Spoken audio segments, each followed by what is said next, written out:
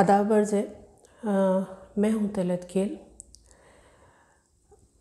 آج کی جو ویڈیو میں نے ایک بڑی جلدی کسی ایک انتہائی دردناک سانحے کے اوپر میں نے کچھ لکھا، اور میں بڑا سوچنے پہ مجبور ہوں کہ کیوں ہمارے لوگوں میں اتنی بے حسی ہے کہ ہم ساری دنیا کے کاروباری زندگی میں مشغول رہتے ہیں، اور لوگ آتے ہیں، قتل کرتے ہیں، چلے جاتے ہیں، اور کوئی ان کو پوچھنے والا نہیں ہوتا۔ میرا اشارہ کوئٹہ میں ہونے والے 11 کانکنوں کے مہیمانہ قتل کی طرف ہے، کیونکہ آپ کو اندازہ ہے کہ یہ جو کانکنوں میں کام کرنے والے افراد ہوتے ہیں، یہ انتہائی غریب طبقہ ہوتا ہے۔ میرا تعلق کیونکہ بلوچستان میں نے کافی عمر گزاری، اور کانکنی سے وابستہ لوگوں کے ساتھ میرا واسطہ بھی رہا ہے، اور ایون جیسے میں کوئٹہ میں بھی رہی ہوں تو مجھے بڑا اچھی طرح سے اندازہ ہے کہ ہزارہ برادری جس کے یہ افراد تھے، ان کو کس قسم کے مسائل درپیش ہیں،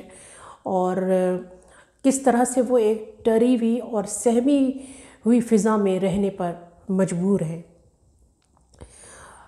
اور یہ گزشتہ جو روز کوئٹہ میں ہزارہ برادری کے ساتھ ہونے والا واقعہ، یہ دلوں کو ہلا گیا ہے۔ غریب اور معصوم کانکنوں کو جس طرح بے ایمانہ طریقے سے ان کو قتل کیا گیا ہے کہ چنگیز خان کی روح بھی شرما جائے۔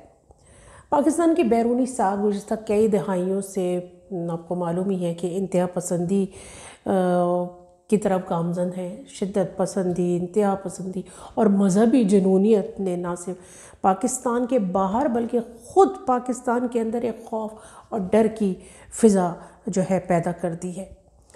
کہیں ہندو اور مسیحی مذاہب سے تعلق رکھنے والے افراد کو بالجبر مذہب تبدیل کرنے پر مجبور کیا جاتا ہے، تو کہیں توہین مذہب اور توہین رسالت کے نام پر الزامات لگا کر جیلوں میں ڈالا جاتا ہے، کبھی ان کے مندر اور گرجا گھروں کو جلایا جاتا ہے، تو کبھی ان کی خود آبادیاں ہی جلا دی جاتی ہیں۔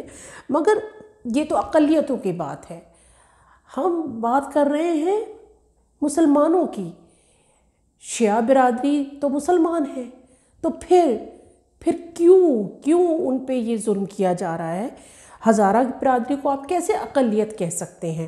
آپ سب بخوبی جانتے ہیں کہ پاکستان میں شیعہ مسلک کے اور عقیدے کے افراد کو کی باقاعدہ ٹارگٹ کلنگ کی جاتی رہی ہے، اور کبھی اس کے اوپر کوئی سنوائی نہیں ہوئی، کبھی کوئی کیس نہیں کھلا، نہ کبھی ایسے افراد پکڑے گئے جو ان ٹارگٹ کلنگ میں ملوث تھے۔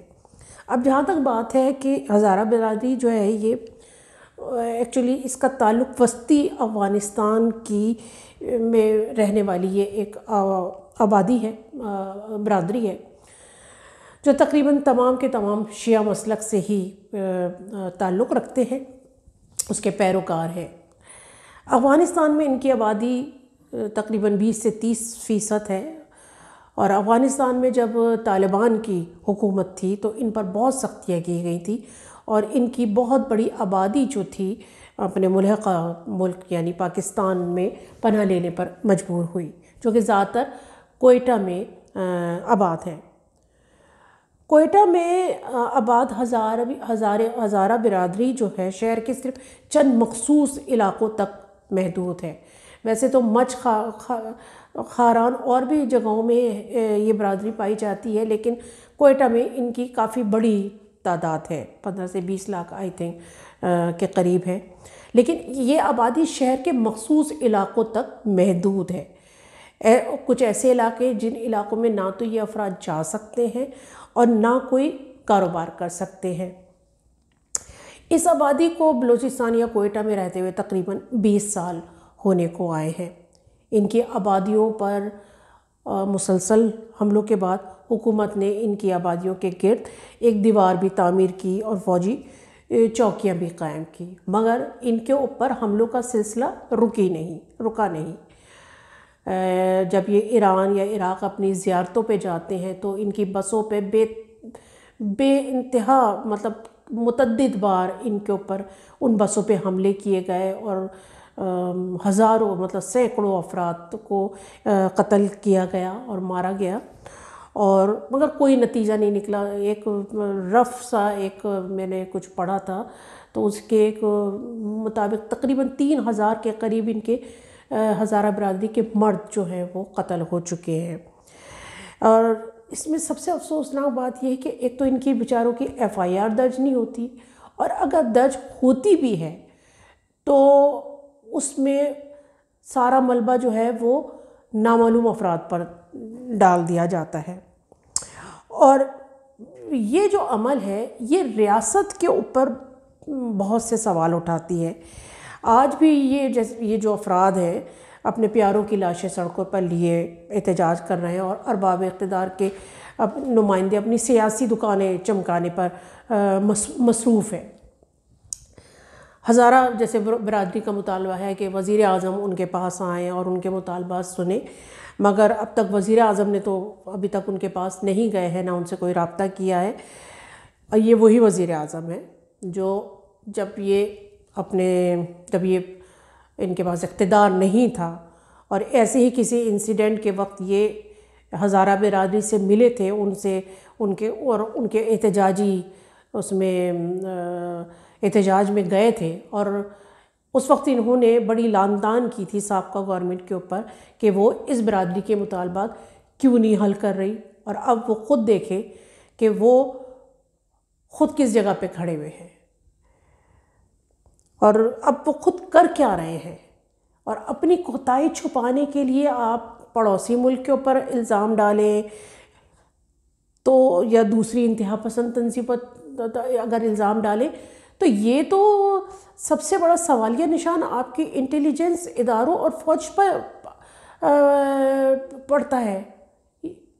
اگر آپ یہ الزام لگا رہے ہیں تو آپ کی کارکردگی پہ تو یہ سوالیہ نشان ہے کہ کیسے کوئی آپ کے ملک میں گھس کے، آپ کے اتنے بڑے صوبے میں، اتنے بڑے شہر کے اندر گھس کے اتنے لوگوں کا قتل کر دیتا ہے، اور آپ کی انٹیلیجنس کہاں ہے؟